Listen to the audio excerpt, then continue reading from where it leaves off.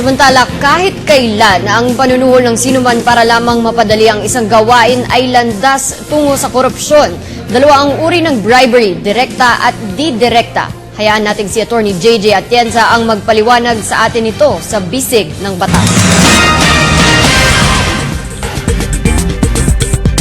Noong nakaraang linggo po ay tinalakay natin ang corruption of public official at nalaman natin na ito pala ay iba sa krimeng bribery. Ang bribery pala ay sala ng isang public official. Tunghayan naman po natin ngayon ang pagkakaiba ng direct bribery sa indirect bribery. Si Greg ay isang clerk sa korte sa Angeles City. Si Cecil naman ay asawa ni Fred na nag-a-apply ng probation sa nasabing korte. Isang araw, namataan si Cecil na may inabot na sobre kay Greg. Pagbukas ng sobre ay nakapaloob dito ang application for probation ni Fred at may kalakip na 500 piso. Kapalit nito ay ang pag-aproba daw ng application for probation ni Fred na siya namang itatype ni Greg. Ito ba ay direct o indirect bribery?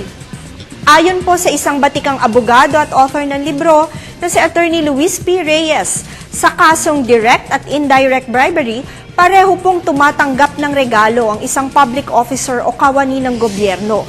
Subalit sa direct bribery, may kasunduan sa pagitan ng nasabing opisyal ng gobyerno at ang taong nagbigay ng regalo. Sa indirect bribery po ay walang ganitong kasunduang nangyayari. Sa direct bribery po kasi, ang pagtanggap na regalo ay may kasunduan na may gagawin o walang gagawing hakbang para sa nagbigay ng regalo, ang opisyal. Samantalang sa indirect bribery naman po, kahit walang ipinagagawa ang isang tao, basta't tumanggap ng regalo o halaga dahil sa kanyang posisyon, ito ay automatikong nagiging indirect bribery. Inaanyayahan po namin kayo na magpadala sa amin ng email sa ptv4newscenter@gmail.com. Ako po si Atty. JJ Jimeno Atienza, ang inyong bisig ng batas.